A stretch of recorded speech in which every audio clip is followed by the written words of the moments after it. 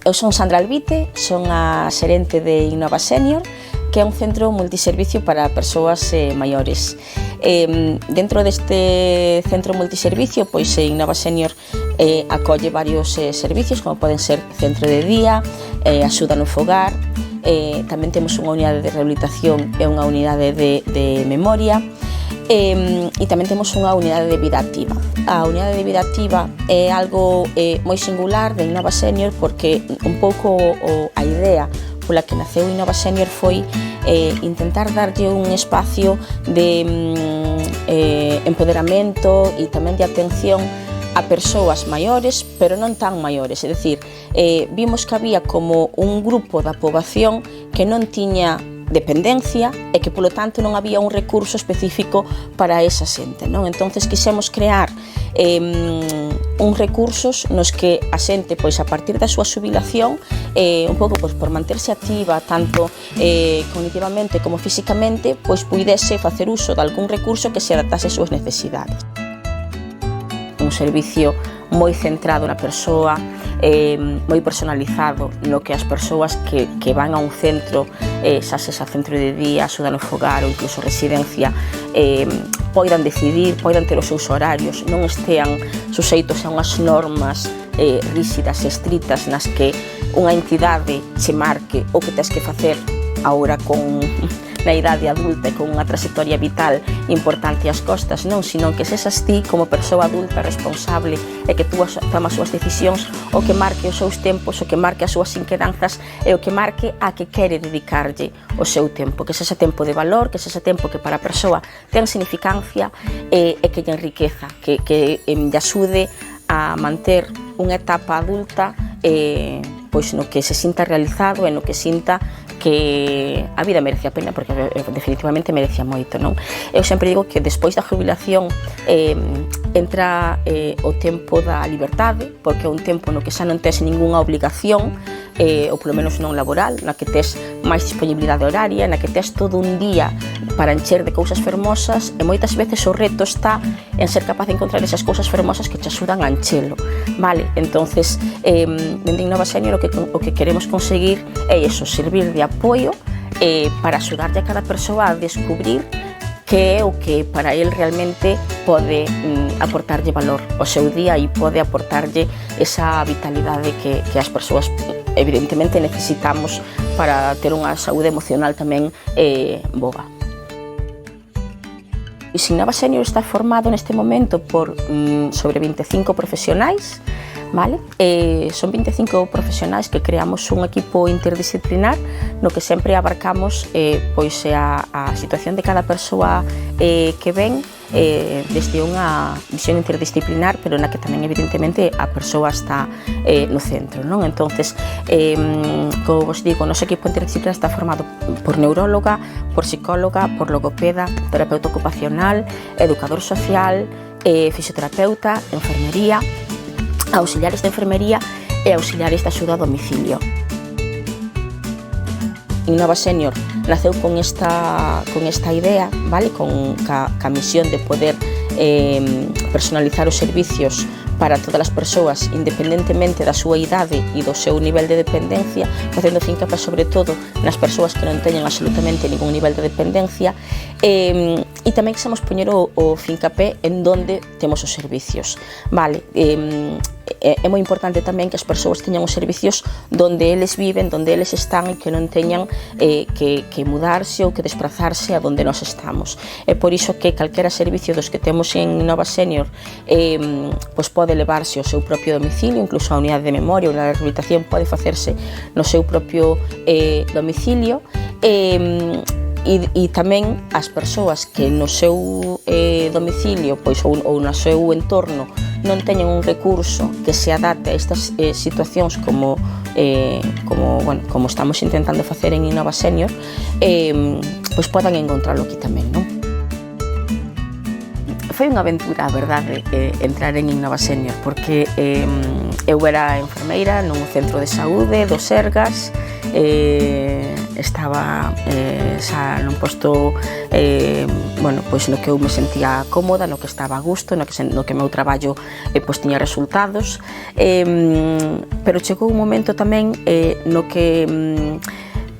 tiña a sensación de que tiña que facer algo máis alá, de que o traballo que eu tiña no Sergas pois podía ser realizado por calquera outra enfermeira, e que o meu obxectivo nesta vida non estaba en seguir formando parte do Sergas, non? Evidentemente foi unha etapa moi bonita, de moito aprendizaxe, na que estive en moitas unidades pois de críticos, de atención primaria e demais, que me enriqueceron, pero eu creo que chegou un punto no que xa non me identificaba, pois como falábamos antes, de que ese fose o meu proxecto vital, de que eso fose o que realmente lle aportaba valor á miña vida. Quería conseguir algo que realmente cambiase as cousas e realmente pois tivese un impacto na poboación que non iba a ter dende a miña consulta de primaria, non? Xa anteriormente ao traballo no Sergas, eu traballei en distintas, traballei en residencias de maiores, traballei en centros de día, traballei tamén coordinando servicios de axuda no fogar, é dicir que xa era un sector para min moi coñecido, e no que durante os anos nos que estiven neste sector vin que a forma de traballo era sobre todo unha forma de traballo centrada nos procedementos e non tanto nas persoas, que é moi chamativo, porque evidentemente traballamos con persoas, pero no que había, para todo había unha norma, para todo había uns tempos, pois unha persoa tiñase que levantar ás 7 da mañán, pois porque o dicía o protocolo de levantamentos, unha persoa tiñase que duchar sempre pola mañán porque o dicía o protocolo de aseo, unha persoa tiña que ir xantar a unha merendar ás 5 porque tamén estaba así no protocolo, non? Entonces, e hai persoas que o mellor ese horario lles encaixaba, pero había outras persoas que non, que ese horario non lles encaixaba ou que ese tipo de accións non lles encaixaba. E eu vía que éramos, desde a organización, demasiado rígidos, tendo en conta que traballamos con persoas, e con persoas que cada unha desas persoas son totalmente distintas, ten as súas rutinas, ten a súa forma de ser, e que nós non lles permitíamos seguirse desarrollando como persona individualizada, que nós estábamos intentando impor as nosas normas a esas persoas, non? E non deixando que elas marcasen os seus tempos e marcasen as súas normas. Entonces, ao largo da miña trayectoria, funme desencantando. De cada sitio no que traballei, funme desencantando, entraba con unha idea de que iba a ser distinto e despois vía que non era para nada distinto. Cando ti querías cambiar as cousas desde dentro, ben desde a coordinación de centro, desde a dirección de centro, sempre había alguén por arriba que che decía no, isto está estandarizado, está protocolizado e ten que ser así. Entonces era como unha frustración de non poder facer nada por axudarlle ás persoas que facían, pois que estaban nesa residencia ou que estaban nese centro de día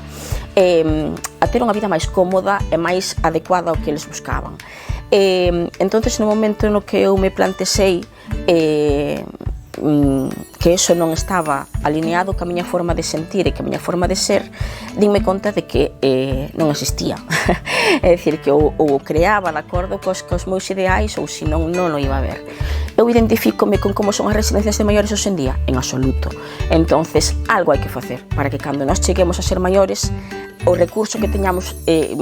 ao noso alcance, pois é un recurso que se identifique con nós. O cambio de pasar de traballar por conta allea a ser autónoma foi un cambio importante. Como realización profesional ou como realización personal non o cambiaría. É dicir, pois o meu tempo libre antes era moito maior,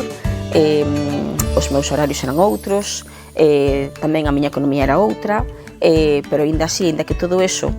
podese decir que empeorou, aínda con eso eu creo que este proxecto vale a pena. É un proxecto que se non o facía eu non iba a sentirme realizada, que podía salir mal, si era algo que sempre tiña presente, pois pode sair mal, pero se sai mal, pois mira, sai mal, xa está, só intentei, non saiu, xa me resigno ao que teña que ser, pero polo menos quero intentalo. Que sae ben? Pois, ole, evidentemente detrás de cada proxecto que sae ben e que é satisfactorio, pois hai un esforzo detrás, non é ala veña, abro isto e tiven a sorte de que saíra ben, senón que hai un esforzo importante detrás, pero bueno, eu creo que vendo os resultados, vendo a satisfacción das persoas que veñen, a relación que temos como equipo e tamén a súa relación profesional, que vexo que o equipo que teño, eu creo que xa non sería capaz de traballar con outro modelo de atención, pois eu creo que todo eso che enche máis que todo o que perdeches polo camiño. Entonces, se tivese que volver a irme atrás a cando decidín que me iba a embarcar neste proxecto, pois volvería a facelo cos ollos pechados.